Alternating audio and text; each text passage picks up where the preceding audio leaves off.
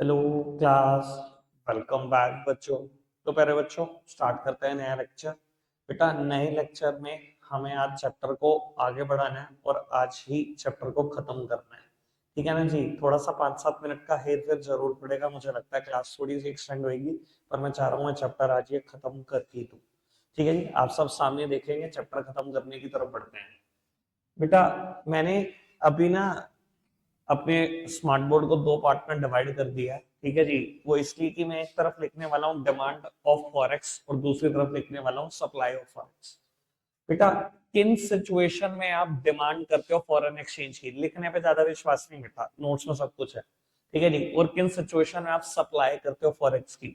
मैंने एक शॉर्टकट याद कराया था लास्ट टाइम पर, यूटीआई के शेयर परचेज कर लो। ठीक है ना जी।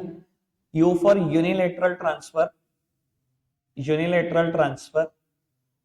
टी से टूरिज्म, आई से import of goods and services, import of goods and services. S से स्पेक्यूलेशन और purchase of foreign asset, purchase of foreign asset. बेटा ये कुछ वजहें हैं जिसकी वजह से आप डिमांड करते हो फॉरेक्स की।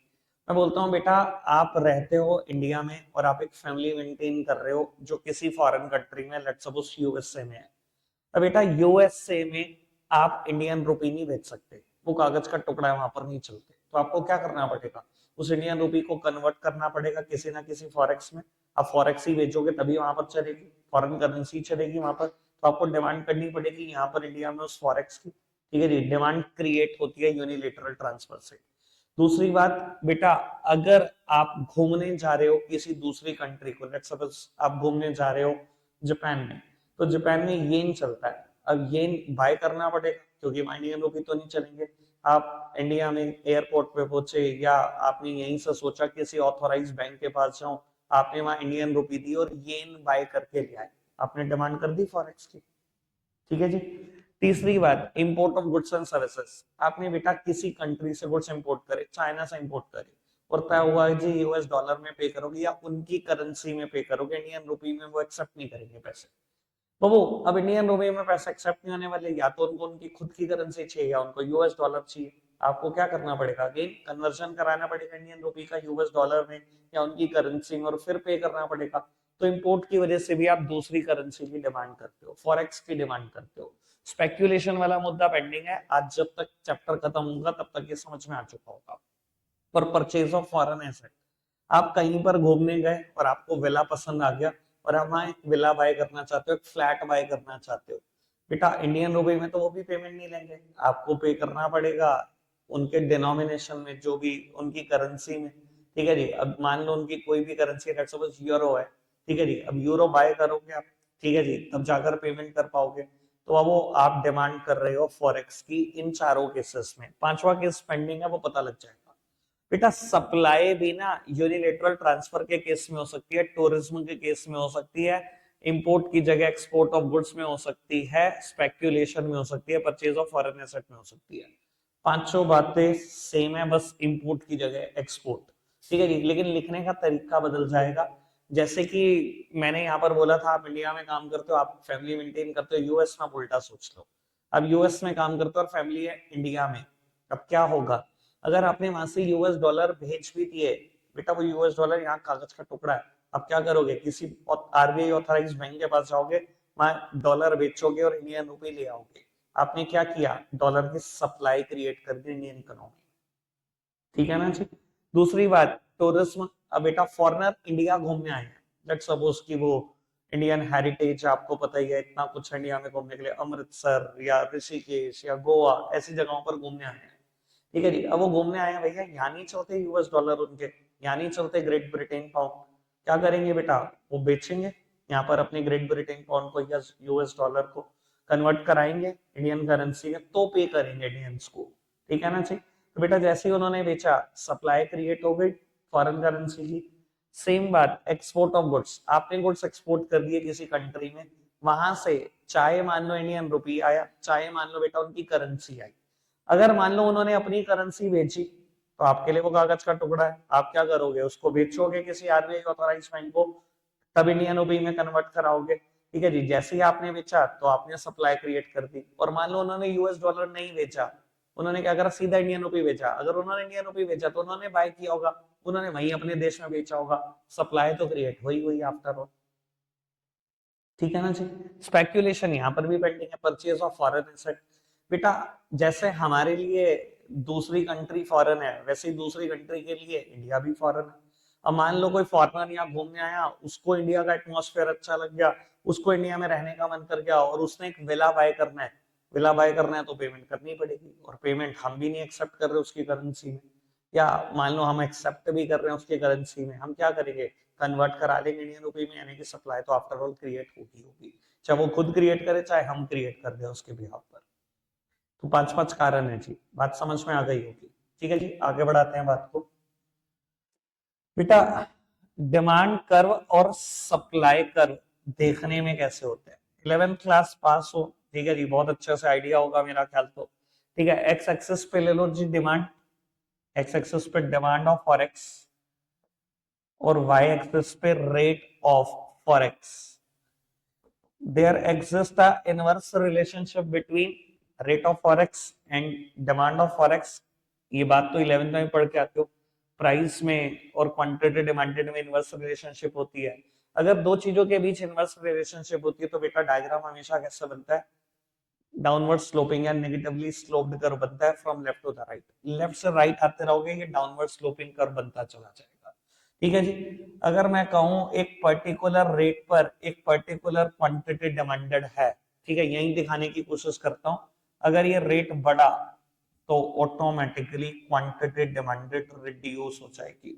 सेम वे अगर ये रेट गिरा तो क्वांटिटी डिमांडेड बढ़ जाएगी। ठीक है जी बेटा।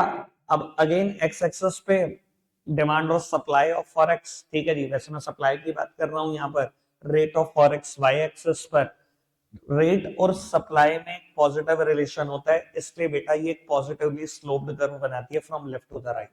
कोई पर्टिकुलर रेट पर कोई पर्टिकुलर क्वांटिटी सप्लाइड है, अगर रेट बढ़ाओगे पॉजिटिव रिलेशन है तो क्वांटिटी सप्लाइड भी बढ़ेगी, और रेट गिराओगे तो क्वांटिटी सप्लाइड भी गिर जाएगी। कोई दिक्कत कोई परेशानी तो है, समझ में आती है अच्छी बात। अगला टॉपिक है determination of foreign exchange rate. Foreign exchange rate कैसे डिटरमाइन किए जाते हैं, आओ जी देखते हैं। अभी मैंने दोनों कर्व के बारे में बताया, एक्स एक्सिस वाई एक्सिस कुछ नहीं बता रहा, पता है ना क्या लिखना है। Demand curve DD negatively sloped curve है, ठीक है।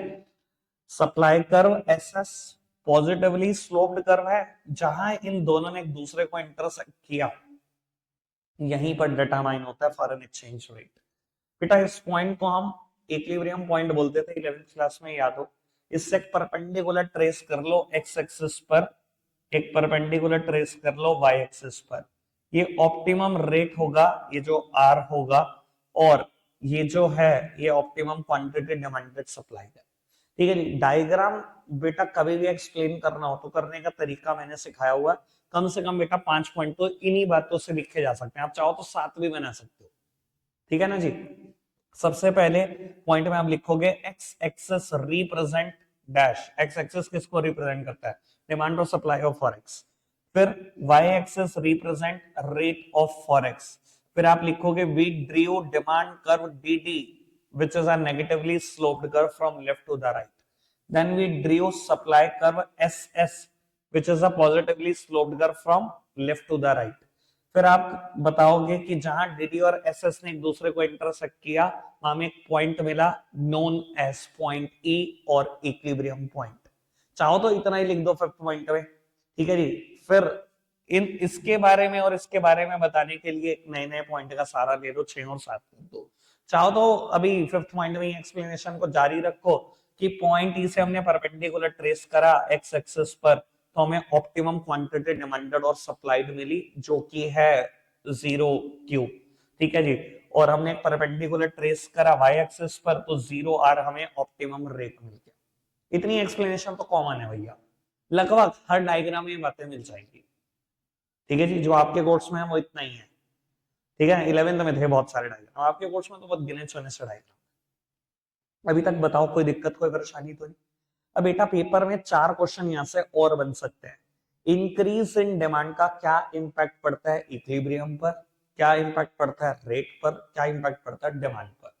ठीक है जी, इंक्रीज के जगह डिक्रीज हो जाए तो डिक्रीज इन डिमांड का क्या इंपैक्ट पड़ता है, या इंक्रीज इन सप्लाई का क्या इंपैक्ट पड़ता है, डिक्रीज इन सप्लाई का क्या इंपैक्ट पड़ता है। अब 4 में से भैया मैं 2 या 3 बना दूंगा, बाकी आप देख लेना। ठीक है जी, अब सुनो, जब भी किसी के भी इंक्रीज की बात करें, डिमांड के इंक्रीज की बात करें चाहे सप्लाई के इंक्रीज की बात करें, जिसके इंक्रीज की बात करेगा उस कर्व को राइट वर्ड शिफ्ट कर देना। और यहाँ दिमाग नहीं चलाना, दिमाग चलाने की जरूरत ही नहीं पड़ती। ठीक है ना जी, जो भी रिजल्ट आएगा बस उसको मेंशन कर देना। 5 पॉइंट की एक्सप्लेनेशन सेम, इतना सेम। जब उसने कहा डिमांड का इंपैक्ट क्या पड़ा, इंक्रीज इन डिमांड का, तो ये रहा मेरा डिमांड का, डीडी से राइट वर्ड शिफ्ट कर दो।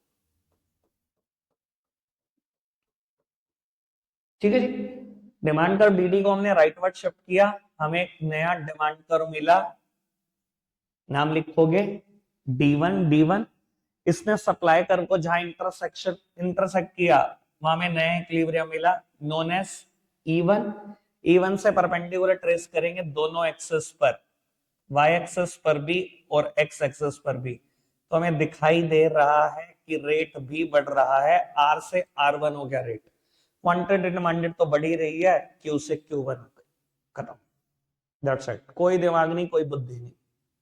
ठीक है ना जी। अब एक बात मैं आपको बता देता हूँ, वैसे मैंने 11th क्लास में आपको इको नहीं पढ़ाया तो मुझे नहीं पता आपको पता है कि नहीं, पर मैं बोल देता हूँ, मैंने लास्ट टाइम भी बोली थी। अब बहुत सारे बच्चे ना क्वेश्चन करने लगते हैं, भैया रेट और डिमांड में तो इनवर्स रिलेशनशिप था, ये क्या हो रहा है, डिमांड भी बढ़ गई रेट भी बढ़ गया। आपको पता नहीं है आपने ऐसा पढ़ा है कि नहीं, एक फीचर होता था लॉ ऑफ डिमांड का, लॉ ऑफ डिमांड के इंपॉर्टेंट फैक्ट्स थे, लॉ ऑफ सप्लाई के इंपॉर्टेंट फैक्ट थे, 4 इंपॉर्टेंट फैक्ट थे, उसमें एक इंपॉर्टेंट फैक्ट लिखा वन साइडेड, पता है आपको, लिखा हुआ है ना, वहां लिखा हुआ है वन साइडेड। वन साइडेड मतलब, वन साइडेड में लिखा हुआ है कि प्राइस और डिमांड इनवर्सली रिलेटेड है, डिमांड और प्राइस इनवर्सली रिलेटेड है, ऐसा किसी ने नहीं कहा, ये वन साइडेड है, एक तरफा प्यार की तरह तुम्हारे।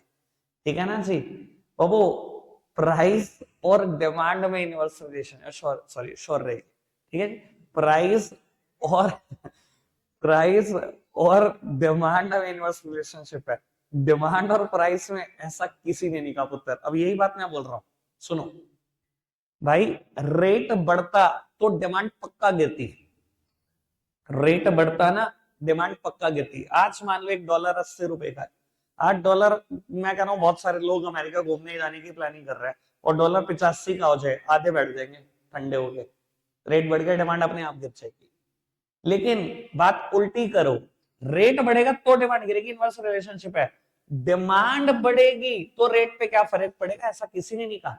यहाँ डिमांड बढ़ी है, और आप खुद सोच के देखो, अपनी जनरल सेंस लगाओ, किसी भी चीज की अगर डिमांड बढ़ती रहेगी रेट गिरेगा, क्रेटा कार की डिमांड बढ़ती जाएगी बढ़ती जाएगी, हुंडई रेट गिराएगी या बढ़ाएगी, बढ़ाएगी ना, तो वही हो रहा है। समझ में आती है जी बात, पक्का से आगे बढ़ जाए। अच्छा, अगर डिक्रीज इन सप्लाई का पूछ ले इंपैक्ट, तो डिक्रीज इन सप्लाई का इंपैक्ट पूछ ले तो बेटा कुछ मैंने फिर बोला है कि दिमाग लगाना ही नहीं है, जो रिजल्ट आएगा बस वो लिख दो, इतना तो कॉमन ही है सब कुछ। जब उसने पूछा डिक्रीज इन डिमांड का इंपैक्ट, तो लेफ्ट वर्ड शिफ्ट कर दो, नया डिमांड कर्व हमने बनाया D1, इसने सप्लाई कर्व को जहां इंटरसेक्ट किया वहां में पॉइंट मिला E1 से परपेंडिकुलर ट्रेस कर दो दोनों एक्सेस पर, क्वांटिटी डिमांडेड गिर गई है, रेट भी गिर गया है। ठीक है जी, मैंने कहा था 3 बनाऊंगा। अब इंक्रीज इन सप्लाई चाहते हो तो increase in supply, decrease in supply चाहते हो तो डिक्रीज इन सप्लाई, बता दो क्या बना के दिखाए, लो बस आ ही गया बाबू, इंक्रीज इन सप्लाई या डिक्रीज इन सप्लाई, पार्थ भाई बताओ, increase in supply, supply increase बेटा मतलब सप्लाई कर्व को राइट वर्ड शिफ्ट कर दो, जिसका भी इंक्रीज है वो राइट वर्ड शिफ्ट हो जाएगा, तो मैंने सप्लाई कर्व को बेटा राइट वर्ड शिफ्ट कर दिया है, नया सप्लाई कर्व S1 मिला मुझे, ठीक है जी, इसने जहां डिमांड कर्व को इंटरसेक्ट किया, नया इक्विलिब्रियम E1 मिला, परपेंडिकुलर ट्रेस कर दिया दोनों एक्सेस पर, क्वांटिटी सप्लाई तो बढ़ ही रही है लेकिन रेट गिर रहा है। और जनरल सेंस भी है, किसी चीज की सप्लाई सप्लाई बढ़ेगी, रेट तो गिरेगा ना। फिर सोचने वाले तो सोच के भी निभा सकते हैं, पर क्या करोगे सोच के, अपने आप रिजल्ट आ जाता है। ठीक है ना जी, बुद्धि पे जोर डालने ऐसे दिमाग की से कमजोर हो जाएंगी तुम्हारी, है ना। आराम से रखते रहो, वही जीवन जो 10th 11th तक चल रहा था चलता रहेगा। आगे बढ़ जाते हैं बेटा, एक लास्ट टॉपिक की तरफ बढ़ रहे हैं आप चैप्टर के। टॉपिक का नाम है फॉरेन एक्सचेंज मार्केट। लेकिन कुछ चीजों पर बेटा यहाँ पर खतरनाक चर्चा है, और मैं कोशिश तो पूरी करूंगा कि आज ही खत्म हो, कुछ रहना नहीं चाहिए। फॉरेन एक्सचेंज मार्केट बेटा, फॉरेन एक्सचेंज मार्केट क्या होती है? Foreign exchange market is the market where foreign currencies are bought and sold. अब भैया फॉरेन एक्सचेंज की मार्केट है, बिकेगा क्या? फॉरेन एक्सचेंज ही तो बिकेगी, फॉरेन एक्सचेंज ही तो फॉरेन करेंसी है। तो फॉरेन एक्सचेंज मार्केट वो मार्केट है जहां फॉरेन करेंसीज बाय की जाती हैं या सेल की जाती हैं। ठीक है। अब बेटा मार्केट का मतलब नेसेसरली कोई चार दीवारी नहीं होता। अधिकतर लोग ये समझ लेते हैं, जब मार्केट वर्ड बोलते हैं कि ये कोई चार दीवारी होगी, चार दीवारी में बहुत सारे बायर सेलर बैठे होंगे, वहां कोई व्यापार चल रहा होगा। नहीं यार, ऐसा कुछ नहीं होता हमेशा मार्केट का मतलब। फिर ई कॉमर्स मार्केट का क्या होगा? अगर आप सबको चार दीवारी में मार्केट बताओगे तो ई कॉमर्स क्या फिर चार दीवारी में सीमित है? तो बेटा बात बड़ी सिंपल सी है कि मार्केट का मतलब होता है सिस्टम जहां ह्यूज बायर और सेलर हो। बस मार्केट एक ऐसा सिस्टम है जहां ह्यूज बायर हो सकते हैं, ह्यूज सेलर हो सकते हैं, और जरूरी नहीं है वो किसी एक फिजिकल लोकेशन पर हो कोई प्लेस। ठीक है ना जी। कई बार हम अपनी आंखों से देख नहीं पाते और मार्केट होता है वो प्लेस। ठीक है ना जी। जैसे ई कॉमर्स एक एग्जांपल है। अगर थोड़ा बहुत ध्यान फाइनेंशियल मार्केट के बारे में है तो प्राइमरी मार्केट एक एग्जांपल है। प्राइमरी मार्केट याद है ना, जहां कंपनियां डायरेक्टली शेयर बेचती हैं। ठीक है जी, जहां इन्वेस्टर इन्वेस्टर को शेयर नहीं बेचता, कंपनी शेयर बेचती है पब्लिक को, वो प्राइमरी मार्केट होती है। अगर याद है, आईपीओ में शेयर खरीदते हैं हम कंपनी से किसी फिजिकल लोकेशन पर जाकर, घर बैठे बिठाए नहीं खरीदते। हम इसे बोलते हैं प्राइमरी मार्केट में खरीदा। हमें आपको दिख रही है प्राइमरी मार्केट, कोई फिजिकल लोकेशन दिख रही है? तो समझे ना, मार्केट का मतलब सिर्फ एक सिस्टम से है। कई बार आपको वो फिजिकल लोकेशन दिखाई नहीं देती, होती ही नहीं है। ठीक है जी। चलो खैर, ये मैंने बताने की कोशिश करी। फॉरेन एक्सचेंज मार्केट बेटा दो तरीके की है, one is spot market and other one is forward market. Spot market and forward market क्या होती है बेटा? स्पॉट मार्केट, वो स्पॉट मार्केट होती है transaction today settled eight today. ठीक है जी, आज ही ट्रांजैक्शन करो, आज ही सेटल डाउन हो जाएगी, तुरंत ट्रांजैक्शन तुरंत सेटलमेंट, इसे बोलते हैं स्पॉट मार्केट। जैसे कि आपको बताइए, आप घूमने जा रहे हो, मान लो परसों आप दुबई जा रहे हो, दुबई में एक करेंसी चलती है नॉन एज दिरहम। ठीक है जी, आप गए किसी आरबीआई ऑथराइज्ड बैंक में, आपने जेब से निकाले लाख रुपए, आपने कहा जी ये बड़े लाख रुपए, मुझे इसके इक्विवेलेंट दिरहम दे दो। तुरंत उन्होंने दिरहम दे दिया, अभी तुमने ट्रांजेक्शन करी, अभी सेटलमेंट भी हो गया। ठीक है जी, इसी तो बोलते हैं बेटा स्पॉट मार्केट। ठीक है जी। फॉरवर्ड मार्केट क्या होता है बेटा? Transaction today settled at future date, कि ट्रांजैक्शन आज होगी लेकिन उसकी सेटलमेंट बाद में होगी। एग्जांपल देता हूं, मैं दो तीन एग्जांपल देता हूं ताकि थोड़ा सा बुद्धि में चला जाए। बाबू कई बार ऐसा देखा है आपने कि मान लो जून चल रहा है, आपके परिवार में किसी पर्सन का रिश्ता हुआ है, आपकी दीदी का या आपके बड़े भैया का। ठीक है जी, और शादी है दिसंबर। अब आपको पता है कि अक्टूबर नवंबर जो सीजन है, वेडिंग सीजन और दिवाली सीजन, इसमें ना ज्यादातर सोने का भाव बढ़ता है। आपने क्या किया, आज सुनारे के पास गए, तय कर लिया जी इतने, जो भी इतने तोले गोल्ड लेंगे हम आपसे। ठीक है जी, आज का ही रेट फिक्स कर लो और बयाना दे। ठीक है जी, लेट्स सपोज कि 15 तोले गोल्ड खरीदना है। ठीक है जी, उसने कहा जी एडवांस के तौर पे 5 लाख जमा करा दो, आपने 5 लाख रुपए दिए, आज का जो रेट हो गया वो फिक्स हो गया। आपने कहा जी डिजाइन हम पसंद करेंगे अक्टूबर नवंबर में जब लेटेस्ट आएंगे।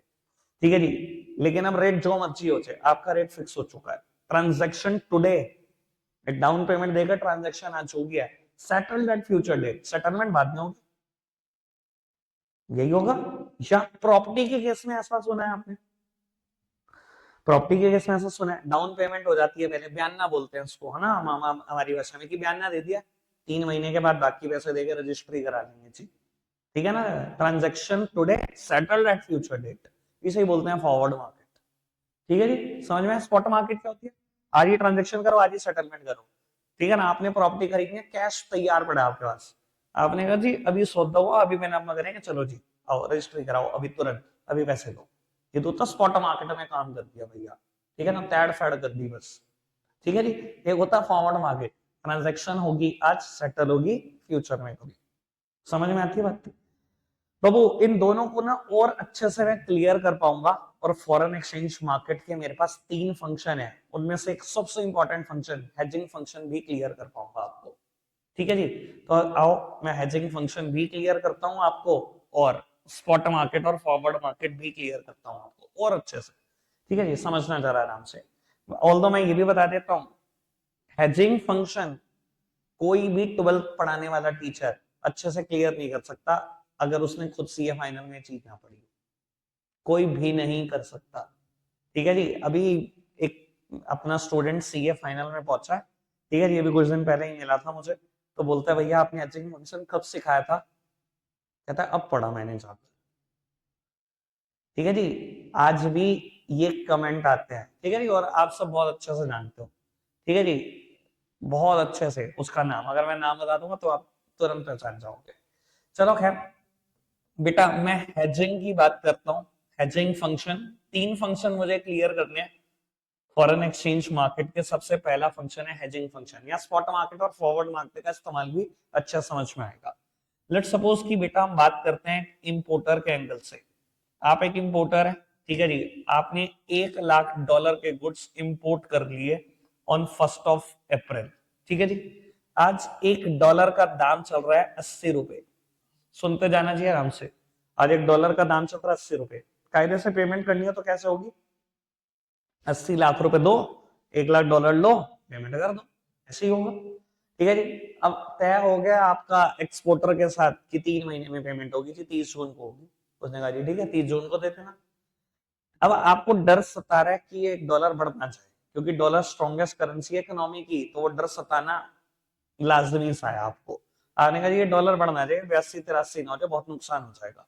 83 भी हो गया तो 3 लाख का चोना लग जाएगा मेरे को बेफालतू का। ठीक है जी, तो आपने क्या किया, आज आप फॉरवर्ड मार्केट में चले गए। सुनते जाना जी, काम की बात है। फॉरवर्ड मार्केट, फॉरवर्ड मार्केट क्या कहती है, क्या इसका principal, transaction today settled at future day. तो आपने बेटा फॉरवर्ड मार्केट में बोला कि मैंने $1,00,000 खरीदे आपसे, आज ही खरीदे। ठीक है जी, सेटल्ड एट फ्यूचर डेट। आऊंगा, $1,00,000 ले जाऊंगा, पैसे दे जाऊंगा। तो उन्होंने कहा ठीक है जी, कॉन्ट्रैक्ट कर रहे हो तो डाउन पेमेंट करो। उसने कहा ठीक है जी, ये पढ़ो, ये पकड़ी पड़ी डाउन पेमेंट, मैं डाउन पेमेंट देके जा रहा हूँ $50,000। ठीक है जी, आज 1 अप्रैल है, 30 जून को आऊंगा, बचे हुए पैसे दे जाऊंगा, जो भी है मेरे 79,50,000, 79,50,000 दे जाऊंगा, और आपसे $1,00,000 ले जाऊंगा। ठीक है जी, 30 जून को। तो आपने आज ट्रांजैक्शन कर दी, सेटल्ड होगी किसी फ्यूचर डेट पर, और मान लो अब फर्दर 2 केसेस हो सकते हैं। 30 जून आज आ गई और वही हुआ जो होना था, $1 83 का हो गया। आपको कोई फर्क पड़ता है, सुनारे को एडवांस दे के आए हो, कोई फर्क पड़ता है, डॉलर $1,00,000 तोला हो जाए हमारी तरफ से, हमने तो 80,000 का रेट तय कर लिया, क्या फर्क पड़ता है, कोई फर्क तो नहीं पड़ता। ठीक है जी, तो 83 हो गया, आपको तो कोई फर्क नहीं, 79,50,000 तो मिल जाएगा सब कुछ सामान। ठीक है जी, आपको क्या लग रहा है, ये समझाना था, इतने ध्यान से सुन रहे हो, ये थोड़ी समझाना था, ये थोड़ी इंटरेस्टिंग पार्ट है। इंटरेस्टिंग पार्ट ये है, $1 78 का हो गया, अनएक्सपेक्टेड हो गया आपके साथ। अब क्या होगा, अगर आप ये कॉन्ट्रैक्ट फुलफिल कर दे तो आपको 80 के हिसाब से पड़ गया डॉलर, मार्केट में स्पॉट मार्केट में रेट चल रहा है 78 रुपए। तो आप पता क्या करें, ये कॉन्ट्रैक्ट पूरा ही ना करें, सुनारे के बाद जाए ना उस, तो क्या होगा, वो कहेगा 50,000 आपके जब्त हो गया, बहुत खुशी से जब्त कर ली, जब्त कर लिए, खुश हो गए। स्पॉट मार्केट में जाओ, 78 लाख पे कर दो और $1,00,000 ले लो। 78 लाख ये दिए, 50,000 का नुकसान हुआ, 78.5 लाख, $1,00,000 मिल गए। यानी कि मैं कह सकता हूँ 78.5 का पड़ गया आपको, 80 से तो बेटर हो, $1.5 लाख तो बचा लिए। तो ऐसे आप अपने रिस्क को कवर कर सकते हैं, कम कर सकते हैं। हेजिंग इसी को बोलते हैं, अपने रिस्क को कम करना, अपने रिस्क को कवर करने को बोलते हैं हेजिंग। और आपको दिखाई दे रहा है कैसे स्पॉट मार्केट और फॉरवर्ड मार्केट का इस्तेमाल करके हेजिंग की अभी हमने। ठीक है जी, शेयर मार्केट में भी हेजिंग होती है। अब मैं बहुत बहुत आगे की बात है तो अभी सिखा नहीं सकता। ठीक है जी, आप जब शेयर मार्केट में कभी आगे बढ़ेंगे तो पूछ के देखना किसी से हेजिंग। ठीक है जी, ऑल्दो मैं बहुत अच्छे से सिखा सकता हूँ, पर अभी बिल्कुल बेसिक नहीं पता तो मैं कहाँ एडवांस में पहुंचा दूँ आपको। ठीक है जी, मैंने भी शेयर मार्केट सब में सब कुछ सीखने के बाद 1-1.5 साल बाद सीखी है हेजिंग। बढ़ जाए आगे पक्का से। एक तरफ का हेजिंग फंक्शन समझ में आया, अब दूसरी तरफ की भी बात कर लेते हैं। अब मान लो बेटा आप हो एक्सपोर्टर, कहानी में थोड़ा सा ट्विस्ट है। ठीक है जी, आपने क्या किया है, $1 लाख का गुड्स एक्सपोर्ट किया है। ठीक है जी, $1 लाख का गुड्स आपने एक्सपोर्ट किया है, और आज 1 अप्रैल है और $1 का दाम चल रहा है 80 रुपए। अगर आज पैसे आए तो $1 लाख आएंगे, आप कन्वर्ट कराओगे। ठीक है जी, 80 लाख रुपए मिल गए आपको। ठीक है जी, लेकिन तय कर दिया सामने वाले ने कि मैं तो 30 जून को पैसे दूंगा। अब आपको डर सता रहा है डॉलर गिरना जाए, 78 ना हो जाए, चूना लग जाएगा भाई बेफालतू का। ठीक है जी, अब इस डर से बचने के लिए आपने क्या किया, आप फॉरवर्ड मार्केट में पहुंच गए और वहां पर बोला कि मैंने डॉलर सेल किए हैं, भी नहीं आपके पास, पर सेल कर दिया। आपने कहा transaction today settled at future date, मैं डॉलर सेल करता हूँ $1 लाख, आऊंगा 30 जून को दे जाऊंगा और कैश ले जाऊंगा। उन्होंने कहा ठीक है जी, कॉन्ट्रैक्ट कर रहे हो तो डाउन पेमेंट करो, बिना डाउन पेमेंट के कैसा कॉन्ट्रैक्ट। उसने कहा लो पकड़ो जी 50,000 रुपए, हो गया मेरा कॉन्ट्रैक्ट। ठीक है जी, हुआ वही जिसका आपको डर सता रहा था, $1 78 का हो गया। पर आपको क्या फर्क पड़ता है, कोई फर्क ही नहीं पड़ता। पहुंच जाओ अपना कॉन्ट्रैक्ट फुलफिल करने। ठीक है ना जी, जाओ और अपने $1 लाख दो और पैसे ले लो, 50,000 वो भी वापस ले लो, 80 लाख वो भी ले लो। ठीक है जी, और बेटा अगर अपोजिट हो गया तो $1 82 का हो गया तो कह दो मैं फॉरवर्ड मार्केट वाला कॉन्ट्रैक्ट फुलफिल नहीं करता, तो वो क्या कहेंगे 50,000 जब्त कर लो जी जब्त। स्पॉट मार्केट में जाओ, आज ही बेच दो, 82 लाख रुपए ले आओ। 82 लाख ले आए, 50 का नुकसान हुआ, 81.5 लाख आ गए, 80 से तो बहुत बेटर है, $1.5 लाख कमा लिया आप बैठे बिठाए। तो ऐसे होती है हेजिंग। मैंने दोनों तरफ से हेजिंग सिखा दी, एक्सपोर्टर के एंगल से भी इंपोर्टर के एंगल से भी, स्पॉट और फॉरवर्ड मार्केट भी क्लियर कर दी, स्पेक्यूलेशन भी क्लियर कर देता हूँ। सुनो बेटा, जब आप इंपोर्टर थे और फॉरवर्ड मार्केट में जाकर आपने कह दिया डॉलर बाय करे, सर स्पेक्यूलेशन ही तो क्रिएट करी, स्पेक्यूलेटिव डिमांड ही तो क्रिएट करी। अभी डिमांड में लिखा था ना मैंने स्पेक्यूलेशन, कहा था समझाऊंगा थोड़ी देर बाद, ये वही तो पॉइंट है। ये क्या आप एक्चुअली में परचेस कर लाए, 1 अप्रैल को तो आपने कहा जी खरीद लिए, 30 जून को आऊंगा जी ले जाऊंगा डॉलर, खरीद लिए लेकिन आज बोल तो आज ही दिया, ये स्पेक्यूलेटिव डिमांड ही तो क्रिएट कर दी मार्केट में। सेम वे अगर आप एक्सपोर्टर हो और आपने 1 अप्रैल को जाके बोल दिया फॉरवर्ड मार्केट में डॉलर बेचे, $1 लाख बेचे, 30 जून को आऊंगा डॉलर दे जाऊंगा कैश ले आऊंगा, स्पेक्यूलेटिव सप्लाई तो क्रिएट करिए आपने। ठीक है जी, कोई दिक्कत कोई परेशानी नहीं, बिल्कुल अच्छे से क्लियर हो गया।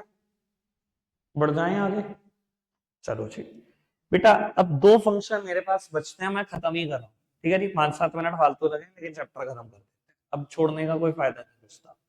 बेटा एक दूसरा फंक्शन है नोन एज ट्रांसफर फंक्शन। बेटा फॉरेन एक्सचेंज मार्केट एक दूसरा फंक्शन भी परफॉर्म करती है, ट्रांसफर फंक्शन। ट्रांसफर फंक्शन क्या है बेटा, ट्रांसफर फंक्शन है फंड ट्रांसफर फंक्शन, सही मायने में देखा जाए तो। बेटा फॉरेन एक्सचेंज मार्केट एक जगह से दूसरी जगह पर फंड ट्रांसफर करा देती है यूजिंग इलेक्ट्रॉनिक मींस, जिसको आप आरटीजीएस या नेफ्ट बोल सकते हो, यूजिंग चेक। ठीक है जी, या और कोई रास्ता हो सकता है। जैसे कि मैं एक बात बोलता हूँ बेटा, आप इंडिया में बैठे हुए हो और कोई सप्लीमेंट खरीदना चाहते हो, लेट्स सपोज प्रोटीन खरीदना चाहते हो, बॉडी बिल्डिंग के शौकीन हो आप। ठीक है जी, प्रोटीन बाय करना चाहते हो, मोस्ट ऑफ द ब्रांड जो प्रोटीन के है वो एस्टैब्लिश ब्रांड यूएस से के है। अब आपको ये लगता है कि यार यहाँ मैं जिम ट्रेनर से नहीं ले रहा, उसकी कमीशन है, या डुप्लीकेट प्रोडक्ट सप्लाई हो जाएगा, या मार्केट में बहुत ही सस्ते प्रोडक्ट होते हैं पर ये लोग वहां से बाय करके हमें बहुत महंगा चिपकाते, कुछ भी कारण। आपने क्या कहा, आपने कहा मैं तो वेबसाइट से खरीदूंगा, ऑथेंटिक खरीदूंगा, ठीक है जी, बिल्कुल ट्रस्टवर्दी प्रोडक्ट मिलेगा और सस्ता मिलेगा। आपने क्या किया, बहुत सारी वेबसाइट को एक्सेस किया, कई जगह पे रेट आ रहे थे डॉलर में, ठीक है जी, वहां पर आपने क्या किया, अपना कार्ड नंबर डाला और पेमेंट कर दी। देखो आपके यहां से जो पेमेंट कटी वो इंडियन रुपी में कटी, और जब वहां पहुंची उनके पास यूएसए में तो वो डॉलर में पहुंची। ये किसने कन्वर्जन कर दिया बीच में, ये कैसे फंड ट्रांसफर हो गया, ये बेटा फॉरेन एक्सचेंज मार्केट ने किया। ये फंक्शन आपके बैंक्स आपके बिहार पर खुद परफॉर्म कर देते हैं।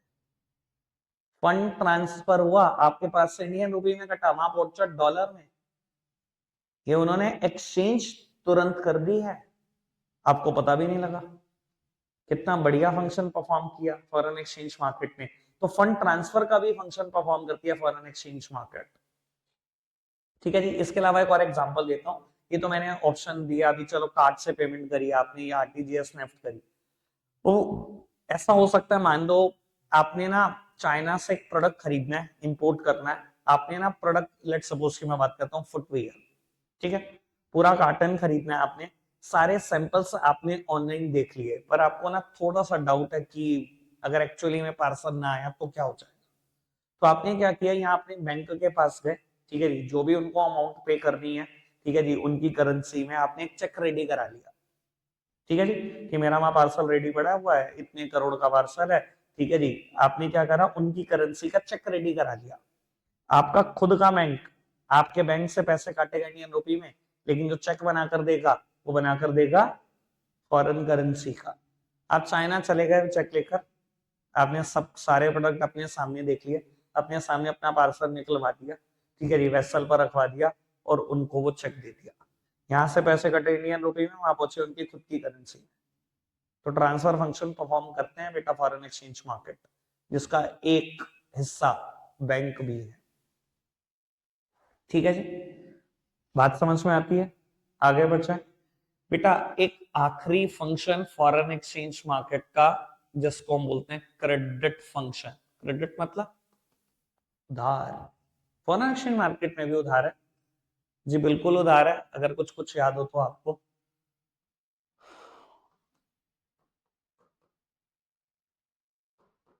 याद है कहानी, बहुत अच्छा से याद होनी चाहिए, 11th में बहुत बार बोलता था कहानी बेटा। आप कोई मिस्टर ई हो एक्सपोर्टर और आप कोई मिस्टर आई हो इंडिया से इंपोर्टर। बेटा आपको कोई प्रोडक्ट खरीदना है ई से, और आपको प्रोडक्ट पसंद है और आपने ऑनलाइन सब कुछ सारी डिटेल निकाल दी, आपने ई को बोला कि ई तू वेबसाइट पे प्रोडक्ट रख, जैसे ही वेबसाइट पे प्रोडक्ट रखेगा मुझे प्रूफ भेज दियो कि तूने वेबसाइट पे प्रोडक्ट रख दिया है, मैं तेरे को ना यहाँ से पेमेंट कर दूंगा फटाफट से।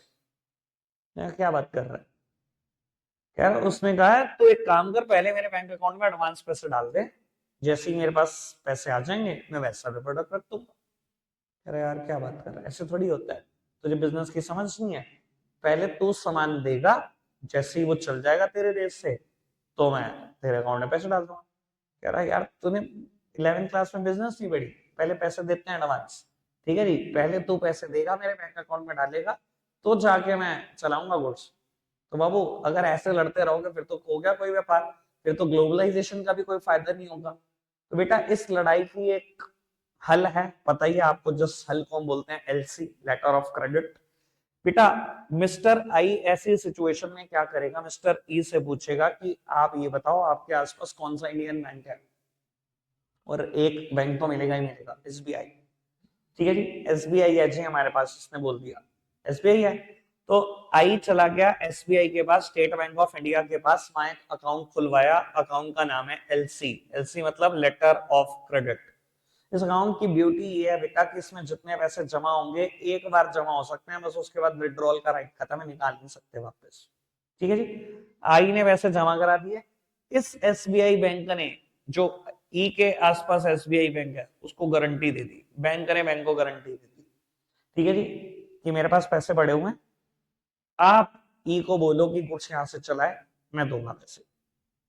भाई इंसानों की गारंटी वैलिड नहीं, बैंक की बैंक को गारंटी तो वैलिड है, ठीक है जी। इस बैंक ने ई को गारंटी दे दी कि मेरे पास पड़े हैं पैसे, तो गुड्स चलान कर यहाँ से रसीद लेके आ जा, मैं देता हूँ पैसे। तो भैया बैंक ने गारंटी दे दी ई को, भाई इंसान की गारंटी वैलिड है, बैंक की तो है, इसने फटाफट से वेसल पे गुड्स रख के रसीद लेके पहुंच गया एसबीआई के पास, लाओ जी पैसे। एसबीआई ने कहा 10 मिनट वेट करो।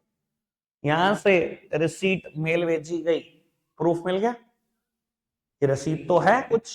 इसने फटाफट से फंड ट्रांसफर कर दिया एसबीआई को, एसबीआई ने फंड दे दिया इसको। ठीक है जी। अब मेल तो आ चुकी है, एक्चुअल रसीद भी बेटा कुरियर करा दी जाती है, यहां पर पहुंच गई रसीद। एसबीआई किसको दे देगा? ई को दे दे, आई को दे देगा ये रसीद। आई जाएगा जिस भी वेसल से जिस भी पोर्ट पे गुड्स आ रहा है उस पोर्ट पे चले जाओ, वहां रसीद दिखाओ, गुड्स क्लियर करके ला सकते हो। ये प्रूफ ऑफ ऑनरशिप है कि आप मालिक हो इसके। ठीक है, क्या हुआ? खत्म हो गया टॉपिक? उधार की बात हुई, उधार कहाँ हुआ? ये कोई बताया नहीं, मैंने तो उधार बिल्कुल तैयारी करके बैठ गए, छुट्टी होगी। सुनो जी, उधार ही नहीं हुआ अभी तो भाई, उधार तो जाने दो बीच में। अब सुनो जी, कई बार ऐसा होता है बेटा एलसी बीच में नहीं होती। अगर एलसी नहीं भी है लेकिन बैंक्स जरूर बीच में रहेंगे। एलसी नहीं है लेकिन बैंक जरूर है। अब सुनते जाना। इसने वेसल पर गुड्स चला दिया, पैसे नहीं थे अभी आए, उधारी चल रही है। इसने वेसल पर गुड्स चला दिया, रसीद दी एसबीआई को, एसबीआई ने एसबीआई तक पहुंचा दी। एसबीआई ने आई को देने से पहले कहा ये रसीद है मेरे पास, लेकिन रसीद मैं आपको दूंगा, ये बिल ऑफ एक्सचेंज है, इस पे साइन करो। वो बिल ऑफ एक्सचेंज का नाम है योसांस ड्राफ्ट, अगर 11 पास हो तो। ठीक है जी, उधारी योसांस ड्राफ्ट। रितेश क्या कह रहा है? कह रहा मैं मेरे को आ गई थी यार ये आवाज, पर मैं सुनना चाहता था ये दर्द। कह रहा पास ही नहीं रह थी यार, क्या करे। और वो इससे बोलते हैं योसांस ड्राफ्ट। ठीक है जी, योसांस ड्राफ्ट पर साइन करेगा मिस्टर आई। वैसे उसमें क्या लिखा होता है मैं थोड़ा सा आइडिया दे देता हूँ। कितने दिन का उधार है ये भी लिखा होता है, कितने दिन के लिए उधार दे रहा है मिस्टर ई, आपको ये लिखा होता है। ये भी लिखा होता है कि अगर आप ये पैसे ना दे पाए तो इंडियन कोर्ट में आपके खिलाफ केस किया जाएगा, सब कुछ लिखा होता है। और आई ने साइन कर दिए पढ़कर कि हाँ जी मैं पैसे दे दूंगा, मान लो 45 दिन का उधार मिला तो 45 दिन में दे दूंगा। बेटा जैसे ही आपने बिल ऑफ एक्सचेंज पर साइन करा, आपको बैंक वो रसीद दे देगा जिससे आप गुड्स क्लियर करा सकते हो और बेच सकते हो। ये बिल ऑफ एक्सचेंज एसबीआई इस एसबीआई को ट्रांसफर करेगा और ये एसबीआई ई को दे देगा। ई संभाल के रखेगा 45 दिन तक, पैसे आगे तो बहुत अच्छा, नहीं आए तो केस जिंदाबाद। ये है उधारी, फॉरेन एक्सचेंज मार्केट। तो उधारी है, ट्रांसफर है, हेजिंग है, 3 फंक्शन है जी। चैप्टर मेरी तरफ से बिल्कुल खत्म है। रखते हैं आज के लिए इतना ही है प्यारे बच्चों, बाय बाय।